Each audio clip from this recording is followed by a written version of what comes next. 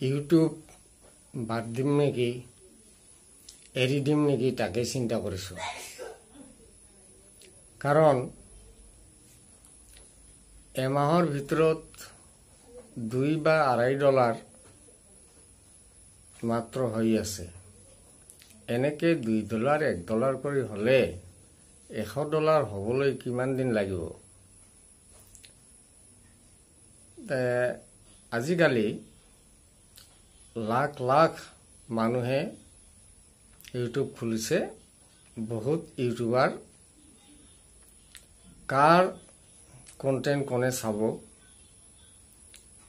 গতিকে আগত মোৰ যেনেকৈ মাহত $30 $25 এনেকুৱা কৰি হৈছিল, সেইটো এতিয়া মাহেকত $2 $1.5 এনেকুৱাকৈ হৈ আছে।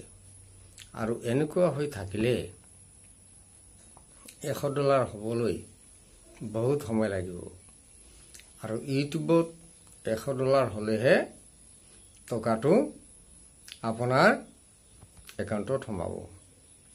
এতিয়া কথা হ'ল কি, যিবিলাক নতুন ইউটিউবাৰ আছে তেওঁলোকে বহুতে ভাগৰি পৰিছে। তেওঁলোকে হয়তো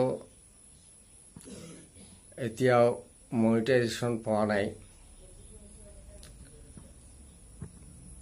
আপোনাৰ বহুতে মনিটাইজেশ্যন নোপোৱাৰ কাৰণে হয়তো ইউটিউব বাদ দিব লগা হৈছে। বহুতে তেনেকৈ ইউটিউব বাদ দিছে। ময়ো তাকেই চিন্তা কৰি আছোঁ। মোৰ বহুত পুৰণি এইটো চেনেল JMG আসাম বহুত দিনৰ পৰা চলি আছিল।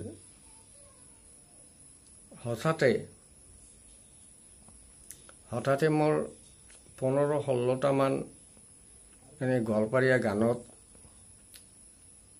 এটা কোম্পানীয়ে আহি হঠাৎ মানে এতিয়া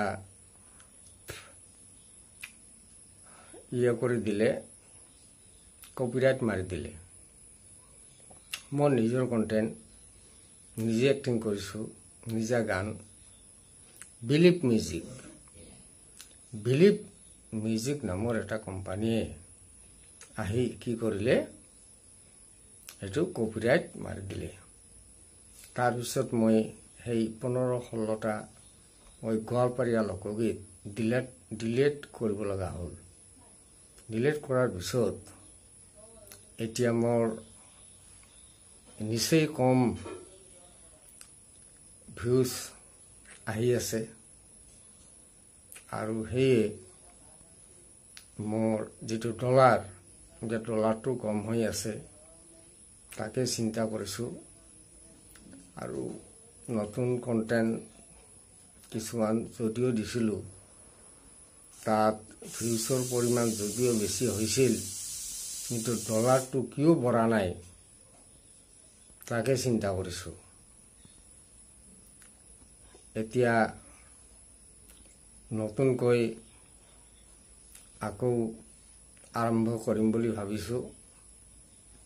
এতিয়া কি হয় চাওঁ। আগত ইউটিউবত ভাল আছিল, সোনকালে ডলাৰবিলাক হৈ গৈছিল, কিন্তু এতিয়া ডলাৰ হোৱাতে বহু সময় লাগে। সেয়ে চাওঁ ইউটিউব আৰু কেইটামান মই কণ্টেণ্ট ভিডিঅ' ইউটিউবত দি চাওঁ কি হয়। যদি তেনেকৈ হয় তেতিয়াহ'লে ময়ো ইউটিউব বাদ দিব লগা হ'ব।